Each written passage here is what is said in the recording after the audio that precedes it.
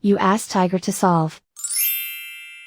This deals with linear equations with one unknown. The final result is x equals -2. Let's solve it step by step. Simplify the expression. Expand the parentheses. Simplify the arithmetic. Group all x terms on the left side of the equation. Subtract x from both sides. Group like terms. Simplify the arithmetic. Group like terms.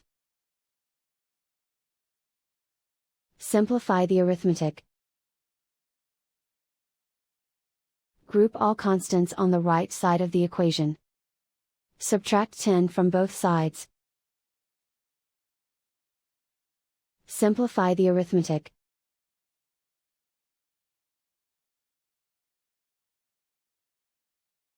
And so the final result is x equals -2.